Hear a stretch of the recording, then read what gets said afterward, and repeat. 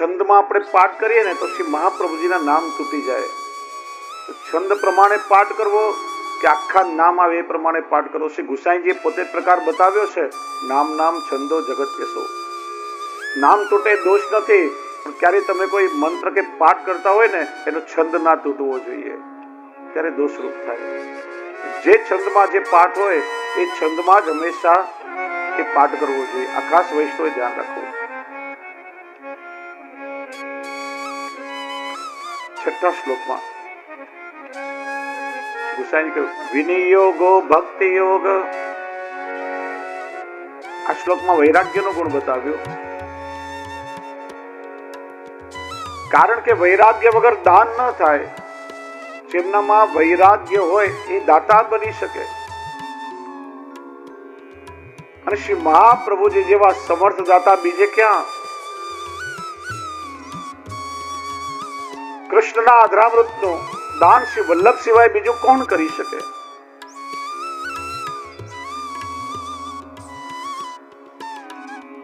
આ સ્તોત્ર રચવાનું પ્રયોજન શ્રી ગુસાઈજી બતાવે છે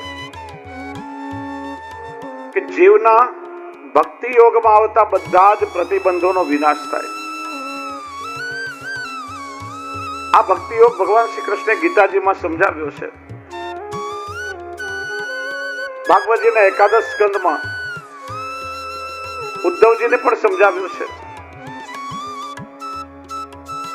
ભક્તિ એટલે પ્રભુ પ્રત્યેનો જીવનો અહેતુક પ્રેમ.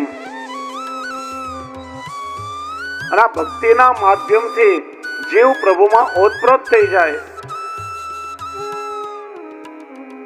જીવનો પ્રભુ સાથે સંયોગ થાય, જીવ પ્રભુ સાથે જોડાય, એને ભક્તિ યોગ કહે છે. યોગ એટલે જોડાવું. ભક્તિના મુખ્ય બે પ્રકાર છે, મર્યાદા ભક્તિ અને પુષ્ટિ ભક્તિ. મર્યાદા ભક્તિ સગુણ ભક્તિ છે, પુષ્ટિ ભક્તિ નિર્ગુણ ભક્તિ છે. આ બંનેમાં બીજો ફરક શું? મર્યાદા પ્રેમ ભક્તિ એટલે પ્રભુને કરેલો પ્રેમ, જેમાં ગુણાશક્તિ છે. અને પુષ્ટિ પ્રેમ છે, જેમાં સ્વરૂપાશક્તિ છે. આ બહુ મોટો ફરક છે. તમને સમજાવું. તમને કોઈ પૂછે કે અમુક વ્યક્તિને તમે પ્રેમ કરો છો, એનું કારણ શું? અને જો તમારી પાસેનું કારણ છે તો તમને પ્રેમ કરતા આવડતું જ નથી. પ્રેમનું ક્યારેક કારણ ન હોય, પ્રેમ સહજ થાય. અને કોઈ કારણથી કરેલો પ્રેમ હોય ત્યાં સુધી ટકે કે જ્યાં સુધી એક કારણ હોય. અમુક વ્યક્તિને તમે પ્રેમ કરો છો કેમ કે બહુ રૂપાળો છે, દેખાવડો છે, ગળપણ આવે, કપાળે પાળિયા બંધાય, મોઢામાં દાંત ના રહે, કમર વાંકી વળે, પછી પ્રેમ ના ટકે. પ્રેમ બધો ચાલ્યો જાય, ખોવાઈ જાય. અમુક વ્યક્તિને તમે પ્રેમ કરો છો કેમ કે એનો સ્વભાવ બહુ સારો છે, પણ જયારે સ્વભાવ બદલાય ને એટલે પ્રેમ પણ પછી બદલાઈ જાય, ઓછો થઈ જાય, પ્રેમ ટકે નહીં.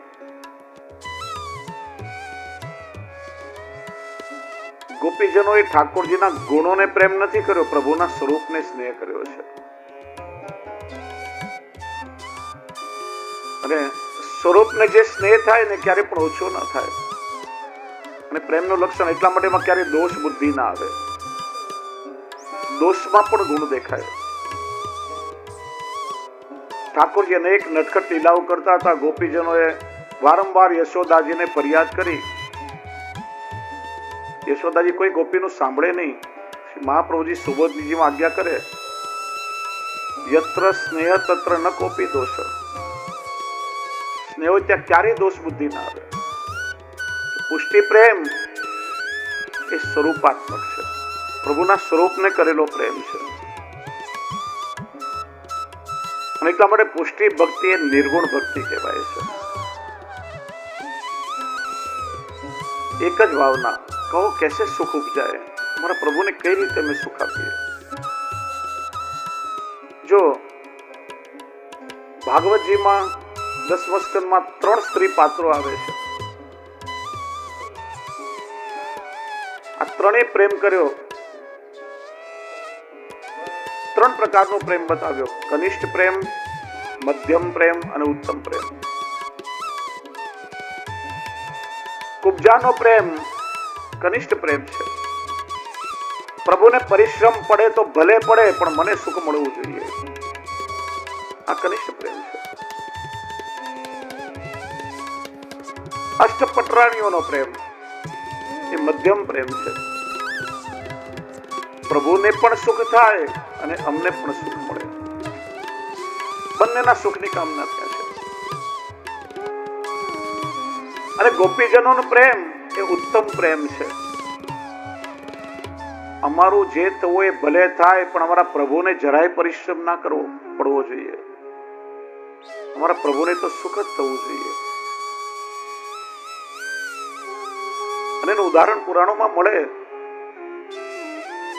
નારદજીએ ભગવાન કૃષ્ણને પૂછ્યું, આપની પાસે દ્વારકાનો આટલો વૈભવ છે, અષ્ટપટરાણી 16,000 રાણીઓ છે, પણ આપ ક્ષણ માત્ર ગોપીજનોને ભૂલતા નથી, એનું કારણ શું?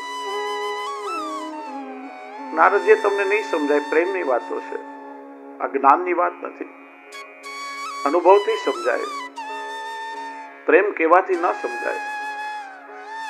તમે જાતે પરીક્ષા કરી આવો. પરીક્ષા કરવા માટે નારદજી એક મિશ બનાવ્યું, બાનું બનાવ્યું. દ્વારકા પ્રભુના પટરાણી પાસે આવ્યા. કેવા લાગે કે પ્રભુના ઉદરમાં પીડા થઈ રહી છે, પ્રભુના પેટમાં દુખાવો થઈ રહ્યો છે.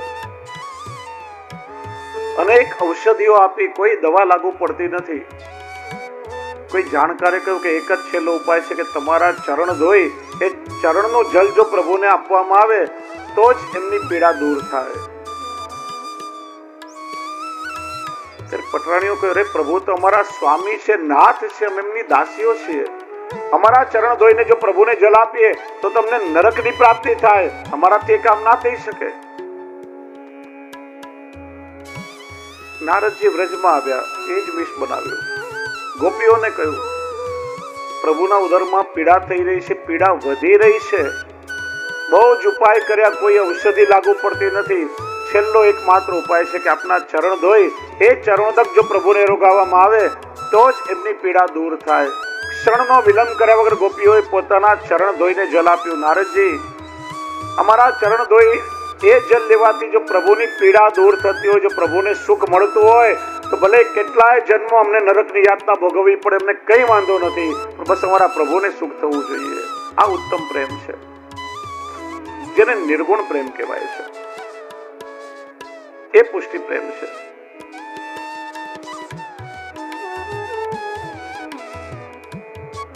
એટલા માટે પુષ્ટિ ભક્ત છે નિર્ગુણ ભાવથી પ્રભુના સુખ માટે પ્રભુની સેવા કરે છે. આવી ભક્તિ ભાવાત્મિકા છે. એટલે જ ગોપિકા ગુરવ પ્રોક્તા એ પુષ્ટિ ભક્તોના ગુરુ ગોપીજનો છે. સેવા રીત પ્રીત બ્રજજન કી જનિત જગ પ્રત્યય.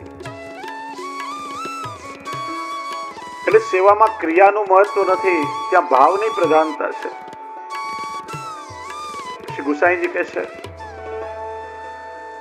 આવી પુષ્ટિ ભક્તિ, આવો પુષ્ટિ ભાવ, બ્રજ ભક્તોનો ભાવ કઈ બધા માટે સરળતાથી સુલભ નથી, સાધન સાધ્ય નથી.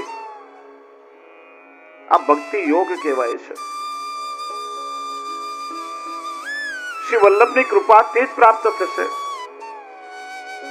શ્રી મહાપ્રભુજી કૃપા કરશે. ભક્તિ તો બધાને મળી હોય, પણ ભક્તિ યોગ એ ભક્તિ દ્વારા તમે પ્રભુની સાથે જોડાઓ અને પ્રભુ તમારી સાથે જોડાય. જીવ પ્રભુને પ્રેમ કરે, પણ પ્રભુએ સામે જીવને પ્રેમ કરે, એનું નામ છે ભક્તિ યોગ. અને કેવલ શ્રી વલ્લભની કૃપાથી એ પ્રાપ્ત થશે.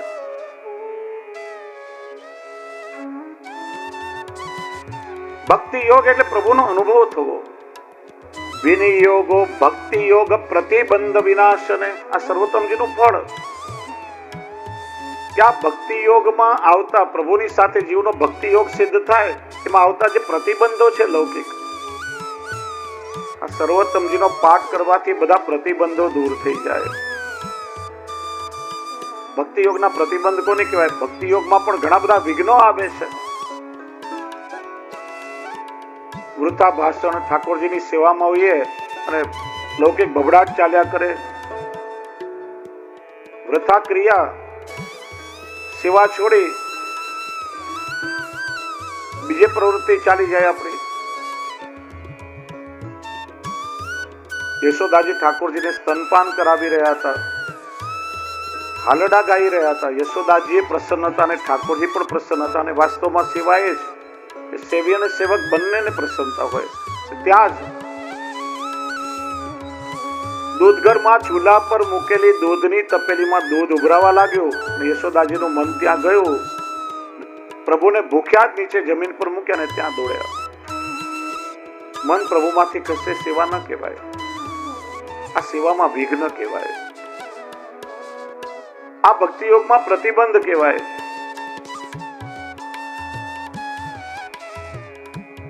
બીજું છે બુદ્ધિની અપરિપક્વતા. ભક્તોનો જીવ સ્વભાવ ઠાકોરજીની સેવામાંથી મન જ્યાં ત્યાં ભટકવું.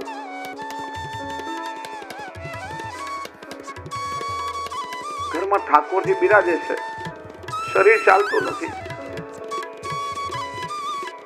સેવા કરતી વખતે જાત જાતના વિચારો આવે છે. ઘણા વૈષ્ણવની ફરિયાદ છે, સેવામાં જોઈએ એવો ભાવ જાગતો નથી, મન પ્રભુમાં લાગતું નથી. આ બધા ભક્તિ યોગના પ્રતિબંધ છે. શ્રી ગુસાઈજી કહે છે આ પ્રતિબંધ પણ બે પ્રકારના છે, કે જીવકૃત અને બીજો ભગવતકૃત. ઘણી વાર આપણા દોષોથી પ્રતિબંધ આવે છે અને ઘણી વાર ઠાકોરજી પોતે પ્રતિબંધ મૂકે છે. શ્રી મહાપ્રભુજીએ સેવા પલમાં બંને પ્રકારના પ્રતિબંધો બતાવ્યા. ભોગ, ઉદ્વેગ, પ્રતિબંધ. ઘણી વાર લૌકિક મોજ શોખ આપણને ઠાકોરજીની સેવાથી દૂર કરે છે. મન એટલું બધું લૌકિકમાં આસક્ત થઈ ગયું, બહાર જવું, પિકનિકમાં જવું, લૌકિક વ્યવહારમાં જવું, ફરવા જવું, પાર્ટીઓમાં જવું. મન પ્રભુમાંથી પછી નિરંતર લૌકિકમાં રહ્યા કરે. લૌકિક ભોગમાં. જો સેવામાં ભોગનું ત્યાગનું પ્રાધાન્ય છે. ભોગ અને ભક્તિ એક સાથે ન થઈ શકે. બીજું, ઠાકોરજીની સેવામાં આપણે હોઈએ, મનમાં ચિંતા થાય, ઉદ્વેગ થાય. શેર બજારમાં બહુ મોટું નુકસાન થઈ ગયું, કોઈ સ્વજનના ચાલ્યા જવાનું દુઃખ થયું. સેવાના સમયમાં લૌકિક ચિંતાઓ કે ઉદ્વેગ એ પણ પ્રતિબંધ છે. પછી તમારી સેવા ભાવાત્મક ના રહે, ક્રિયાત્મક બની જાય. મારા અનુભવની વાત કહું.